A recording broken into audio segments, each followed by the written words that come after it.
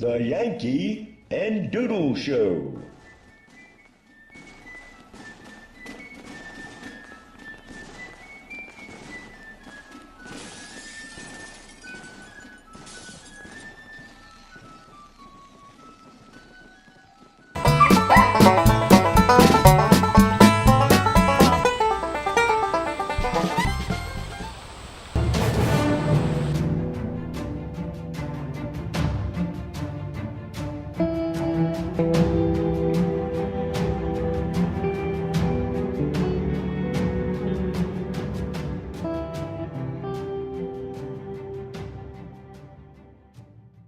Proud 73-year-old American. Retired Army veteran Tony Cumberworth stands beside They're not going to take it away. and behind the American flag posted in his yard. It's been there for 20 years. It's been there 20 years and nobody has ever said a word. Not until this week, when a violation notice arrived. First ridiculous, then I got insulted. I fought for this country, my son fought for this country.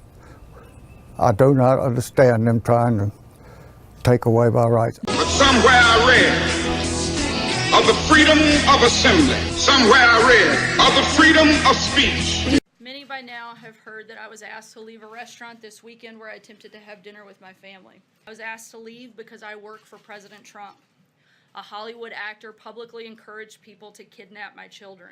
And this weekend, a member of Congress called for people to push back and make clear to those serving their country in this administration that they are not welcome anywhere, anytime, for anything. You create a crowd, and you push back on them, and you tell them they're not welcome anymore, anywhere. I believe in free speech, but we shouldn't upset anybody. I believe in free speech, but let's not go too far. The point about it is the moment you limit free speech, it's not free speech. Protesters yelling shame at DHS Secretary Kirstjen Nielsen at a Mexican restaurant. Calls for harassment and push for any Trump supporter to avoid the public is unacceptable. Other way. That's it right there, pulling up. Look as his character is stabbed to death. And there's no mistaking the Trump connection. Will, as per Chief Jim Hopper, punch some people in the face. With regard to my defense of the utterly offensive, the people who express utterly offensive views, I haven't the slightest doubt that every commissar says, you're defending that person's views. No, I'm not. I'm defending his right to express them. The difference is crucial, and the difference has been understood outside of fascist circles since the 18th century. The president. You ain't supporting shit, nigga. Bitch ass motherfucker. Okay.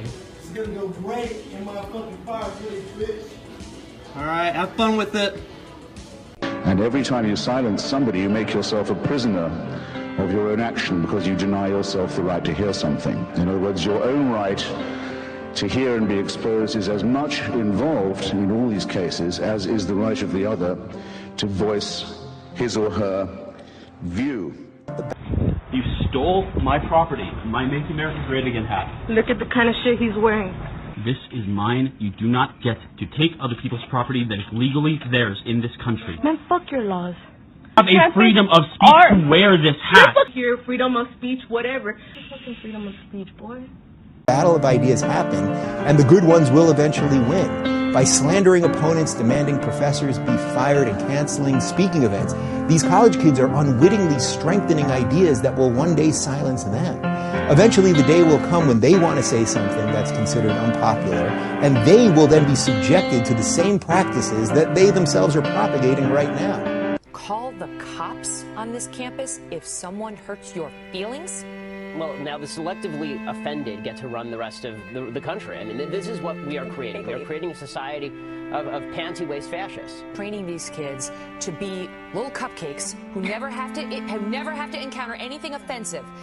Assuming everything you said is offensive, they never have to encounter it because they can call the cops or they can get their administrators fired, or whether it's better to educate them that there are offensive things in life, there are insulting things in life, there are people who will say very incorrect or impolite things about you, politically incorrect things about you, very publicly, and in a way that you might feel very offended by. And you have to deal with that in life. This Trump supporter was pepper sprayed. Turned into a riot.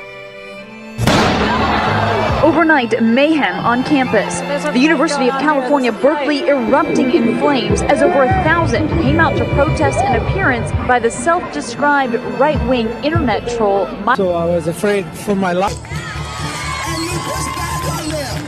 And you tell them they're not welcome anymore, anywhere.